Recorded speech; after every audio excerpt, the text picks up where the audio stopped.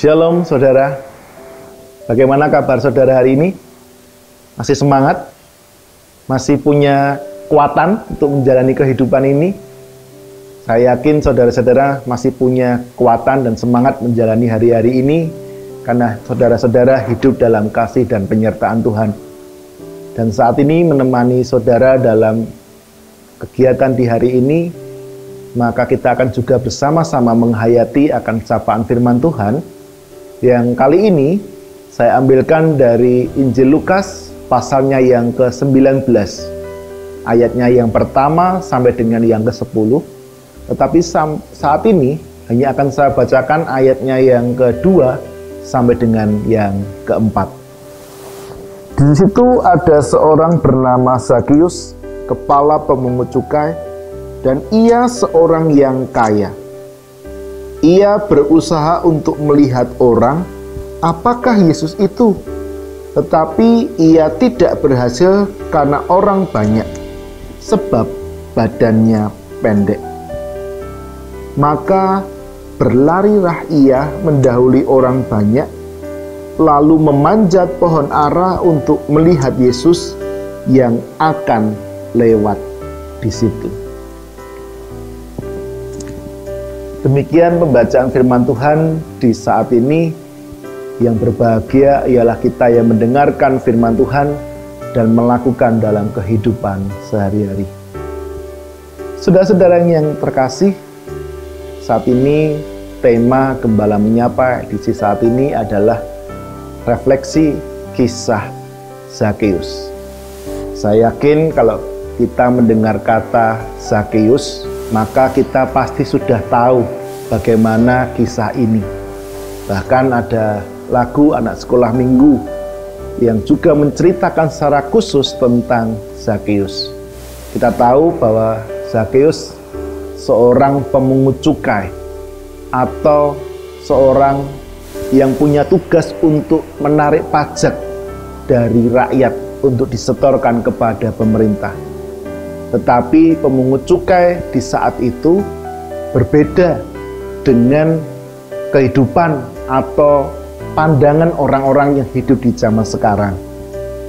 Kalau zaman sekarang banyak orang itu berbondong-bondong ingin menjadi seorang pegawai pajak karena tentu secara penghasilan besar dengan fasilitas yang lebih dibandingkan yang lain. Tetapi itu berbeda ketika zaman dari Zakius hidup. Seorang pemungut cukai adalah orang yang dijauhi orang-orang ketika itu. Kenapa toh? Karena ketika orang punya profesi sebagai pemungut cukai, maka dia dianggap sebagai antek penjajah. Karena dia kemudian mengambil uang rakyat untuk disetorkan kepada penjajah. Di sisi lain dia juga dianggap sebagai seorang koruptor, karena banyak orang yang melakukan sebagai pemungut cukai, dia tidak menyerahkan semuanya yang dia dapat, tetapi mengambil sebagian besar untuk kepentingannya sendiri. Oleh karena itu, Zakius adalah termasuk golongan orang-orang yang tidak disukai orang-orang di zaman itu.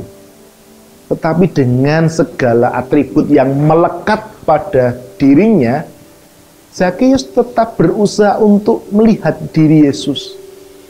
Tentu kita tahu semuanya, sebagai seorang yang dibenci, tentu banyak orang yang melihat dia dengan mata yang tidak nyaman. Apalagi dengan tubuh yang pendek, maka dia akan kesulitan melihat Yesus yang tampil sebagai seorang yang luar biasa dan dielu-elukan oleh banyak orang.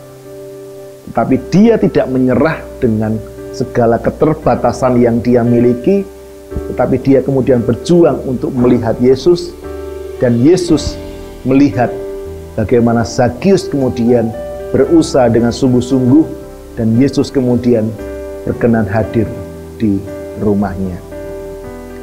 Saudara-saudara yang terkasih, kalau kita melihat bacaan ini, setidaknya ada 4 refleksi yang bisa kita pelajari dari seorang Zakius.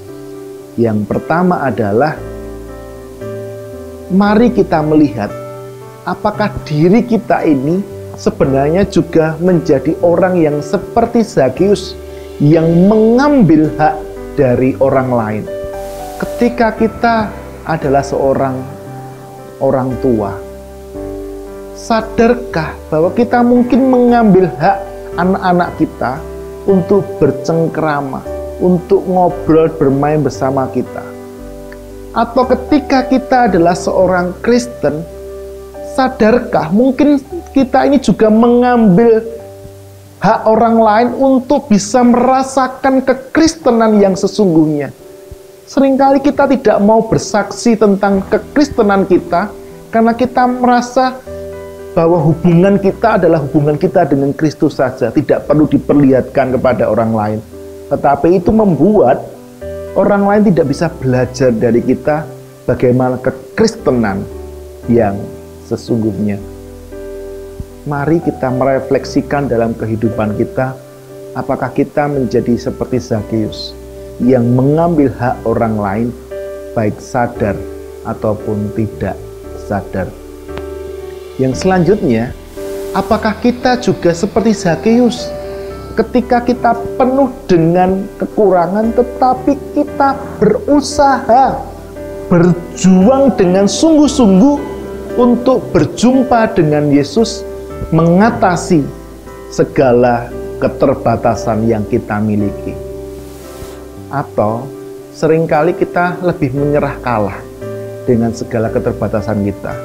Ketika kita sekarang tidak bisa pergi ke gereja untuk beribadah, itu menjadi sebuah alasan bagi kita untuk hanya rebahan saja, tanpa mau mengikuti ibadah online yang sudah dilakukan yang di banyak gereja, termasuk di GKJ Kota Gede.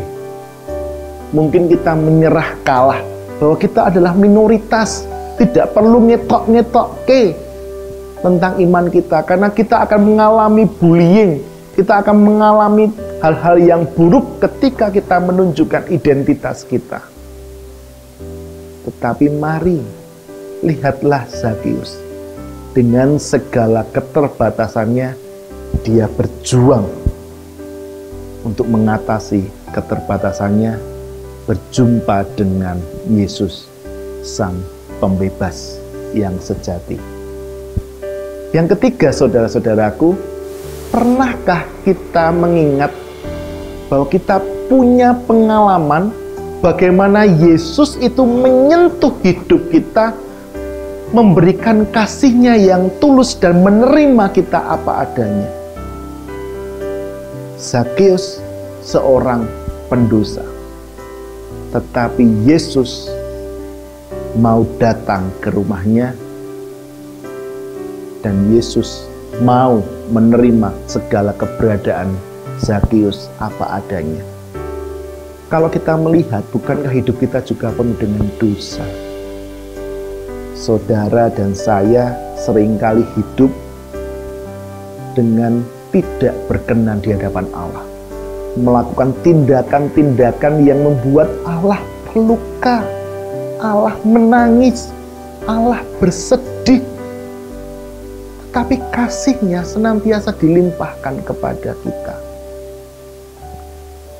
Ketika kita sakit, ketika kita ditolak, ketika kita terluka, ketika kita dikhianati, Yesus selalu hadir bagi saudara dan saya.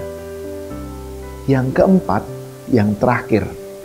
Biasanya kalau sudah bicara terakhir ini sudah mulai ayem karena rampung.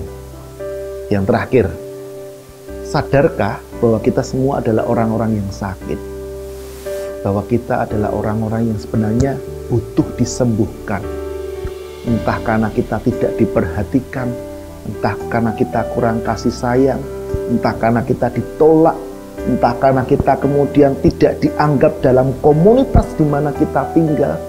Dan kalau kita sakit, maka orang yang bisa sembuh adalah orang yang pertama-tama sadar bahwa dirinya sakit dan butuh untuk mendapatkan kesembuhan. Kalau saudara-saudara sekarang tidak merasa sakit, maka juga saudara tidak akan datang ke orang yang mampu memberikan penyembuhan.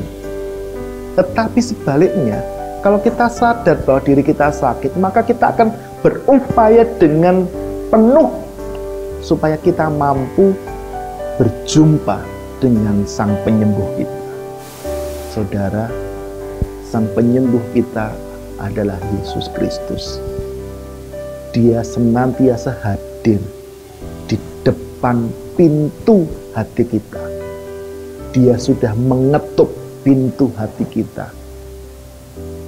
Maukah saudara membuka hati kita untuk supaya Kristus itu mau masuk dalam hidup kita? Saudara-saudara yang terkasih, saat ini kita belajar dari Zakeus.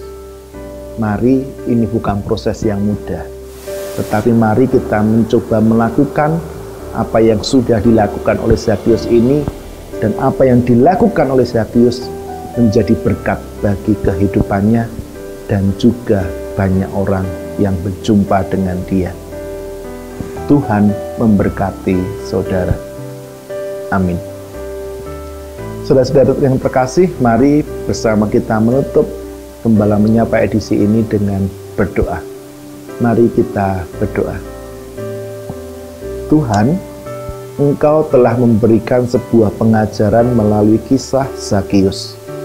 Bagaimana dengan segala keterbatasan yang dia miliki, dia tidak memilih untuk menyerah kalah, tetapi berjuang mengatasi keterbatasannya untuk berjumpa dengan Yesus, Sang Penyembuh yang sejati.